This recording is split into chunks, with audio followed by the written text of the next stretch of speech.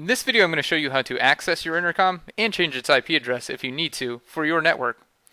So the intercom will ship with an IP address of 192.168.1.110. So we're going to go ahead and type that into our Internet Explorer browser here. We did type the http:// just so Internet Explorer doesn't throw up an error. As you can see, this brings up the web interface for the intercom.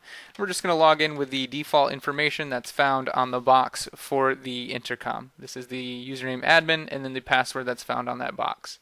If you don't know what that password is, please refer back to the box that the intercom came with that will have the label showing the IP address, the username, and the password. So we're just going to go ahead and log in after we punch that password in. This brings us to the landing page for the intercom. We have a couple different settings here. Now, the first setting we're going to want to change on this is going to be the IP address. So here we have an IP address of the one that we typed into the bar. That's the default IP address that these ship with. And let's say we need to change it to 150 because 110 is already taken on our network. So we're going to go ahead and change that to 150. We're going to scroll down to the bottom here and click the Save button. Now the intercom will reboot. So we'll return to this video after the intercom reboots. Alright, our intercom has rebooted, so it's the 150 IP address. We're going to log back in with that password. And here we can see that we've gone to the same landing page. We can go ahead to network setting to verify that our IP address did take. And there's a couple other places you're going to want to make sure that this setting does get changed or has taken. The first place is going to be the household setting. You want to make sure that your VTO, which is the VTO we're on, has actually changed the IP address for its number management.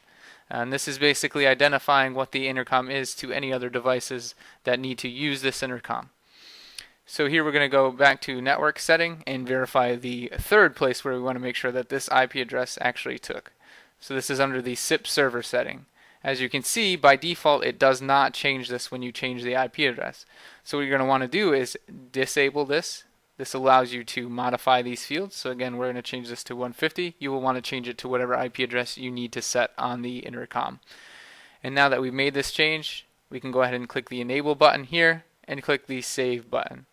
Now the device will not actually be rebooted because we disabled it and then re-enabled it before clicking the Save button. If you accidentally hit the Save button while this is disabled, you will reboot the intercom and have to wait for it to boot back up. But now we've got the SIP server changed. We have the IP address changed on the intercom. Thank you for watching.